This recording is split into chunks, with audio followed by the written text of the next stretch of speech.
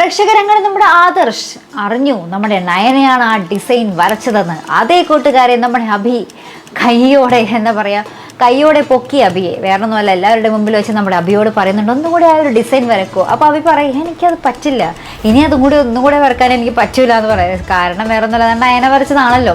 പിന്നീട് നമ്മുടെ ആദർശന് കാര്യം മനസ്സിലായി, നമ്മുടെ നയന തന്നെ വരച്ചതാണെന്ന്. അപ്പം നയനയോട് പറയുന്നുണ്ട് ഈ ഒരു പടത്തിന്, ഈ ഒരു ഡിസൈനിന് നിനക്ക് എന്ത് പ്രതിഫലമാണ് വേണ്ടതെന്നൊക്കെ ചോദിക്കുന്നുണ്ട്. അപ്പം നയന പറയുന്നുണ്ട് എനിക്കൊന്നും വേണ്ട.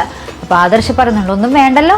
അപ്പോൾ നമ്മുടെ നയന പറയുന്നുണ്ട് എന്നാൽ എനിക്ക് ആദർശേട്ടൻ്റെ സ്നേഹം മതി എന്നൊക്കെ പറയുന്നുണ്ട്. ശേഷം നമ്മുടെ ആദർശവും നയനയും തമ്മിൽ ഇങ്ങനെ വീഴുന്നൊരു രംഗമാട്ടോ. അതായത് എവിടെയോ തന്നെയായിട്ട് നമ്മുടെ ആദർശ് വീഴുന്നതോ നയന വീഴുന്നതോ, ആദർശിൻ്റെ മേത്തോട്ട് നയനയും വീഴുന്നുണ്ട്.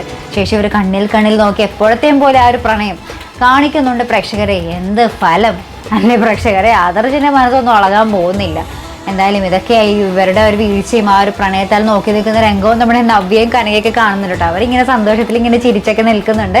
എന്തായാലും നിങ്ങൾക്ക് കാത്തിരുന്ന് കാണാം നയനയുടെ ജീവിതത്തിൽ വല്ല മാറ്റവും സംഭവിക്കുമോ എന്നറിയാനായിട്ട്. അപ്പോൾ ഇതുപോലുള്ള പ്രൊമോ റിവ്യൂസിനും എപ്പിസോഡ് റിവ്യൂസിനും ഒക്കെ നിങ്ങൾ മറക്കാതെ ചാനൽ സബ്സ്ക്രൈബ് ചെയ്യുക. അടുത്തൊരു വീഡിയോ വരുന്നത് വരയ്ക്കും ഗുഡ് ബൈ.